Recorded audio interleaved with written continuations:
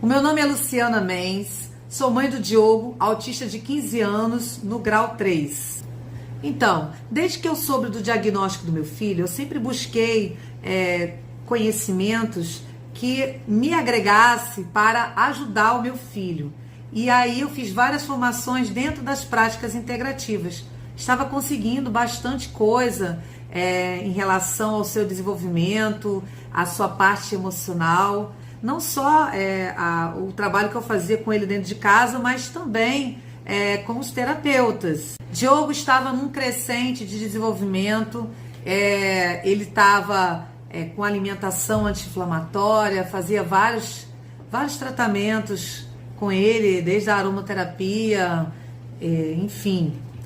Em meados de 2023, meu filho começou a ter ataques psicóticos. Como uma pessoa espiritualista, eu sabia que aqueles ataques psicóticos tinham relação com casos de obsessão, né? Eu jamais imaginei que eu fosse sofrer uma situação bem parecida com o que eu li em várias literaturas de Divaldo, né, de Manuel Filomeno de Miranda. E ali eu estava vivenciando algo muito semelhante com o que eu li sobre grilhões partidos. Então, a obsessão ela só ocorre quando abrimos a porta. Como abrimos a porta para a obsessão? Quando o nosso emocional está fragilizado, quando a gente vibra nas emoções de baixa frequência, a gente atrai. E as crianças normalmente são vulneráveis, principalmente as pessoas com deficiência, pessoas com autismo, por exemplo, elas são bastante vulneráveis porque elas têm um emocional fragilizado, elas são pessoas altamente sensíveis. E essas entidades, elas se aproveitam dessa vulnerabilidade para poder atingir a família inteira.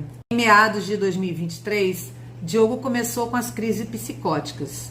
Só que em 2024 foi um ano extremamente desafiador para mim, porque essas crises começaram a ficar mais comuns e elas aconteciam no início de 24, elas aconteciam de 3 a 4 vezes por dia. Passei por 3 psiquiatras diferentes até acertar na 4ª psiquiatra a medicação. Era importante ter um tratamento psiquiátrico porque na visão integrativa a gente tem que ver o lado material, corpo, a gente também tem que ver o lado emocional, né? E temos que ver o lado espiritual. E eu estava buscando sanar todas as dificuldades dele dentro dessas diferentes áreas de conhecimento. Somente em outubro de 2024 que eu comecei a ver os medicamentos psiquiátricos funcionarem. Até então eu estava fazendo tentativas de tratamentos espirituais, não só em instituições espirituais, como também apometria e radiestesia terapêutica. No meio desse turbilhão de emoções, de acontecimentos extremamente difíceis que vivenciamos, a família inteira vivenciou isso, minha mãe me presenteou com um curso de radiestesia terapêutica e eu ficava me esmerando enquanto o Diogo estava dopado com os medicamentos para impedir que ele fizesse todas as coisas que ele fez como joguete nas mãos dos obsessores.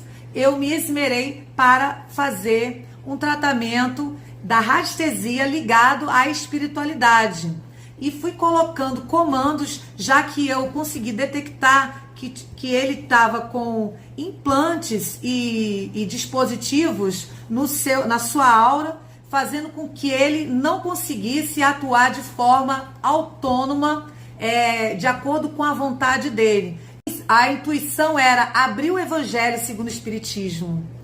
E aí, quando eu abri, de forma aleatória, caiu nas preces espíritas que tem no final do Evangelho segundo o Espiritismo.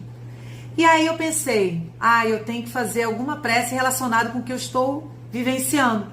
E aí eu vi que tinha preces para obsidiadas e prece para obsessores.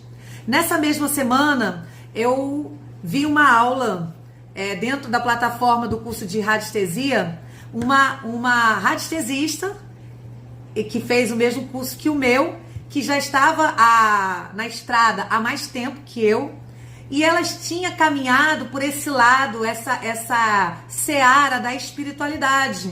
E aí eu resolvi assistir a aula dela. E nessa aula, ela mencionou as preces espíritas que estão no final do Evangelho segundo o Espiritismo.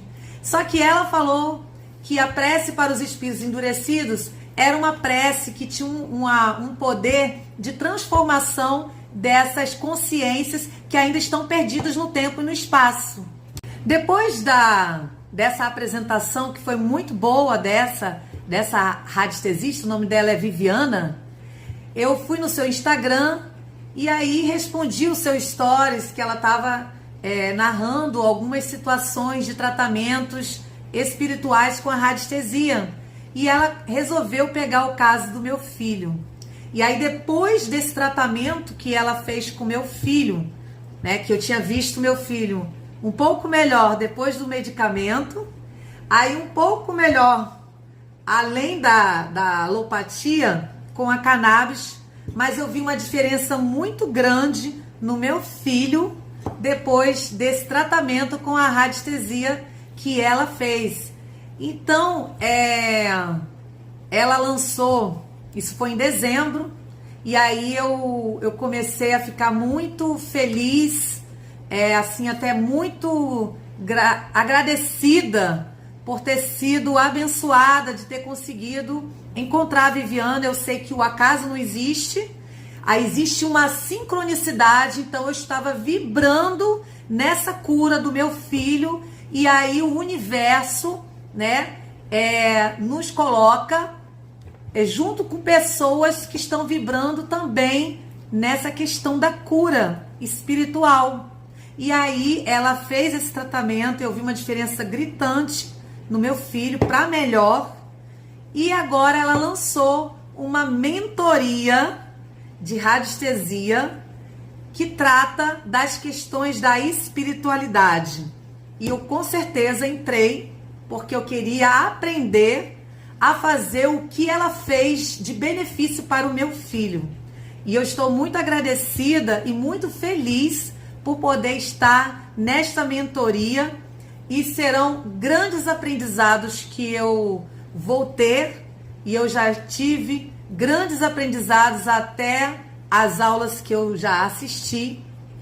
E siga-nos no Instagram, siga a Viviana, que eu vou deixar o seu Instagram, pra gente ter a consciência de que os nossos problemas, eles têm ordem física, ordem emocional e ordem espiritual.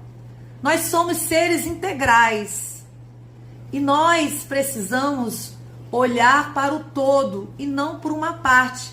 É importante o tratamento com o psiquiatra, sim, só que é um trabalho dentro de uma visão materialista.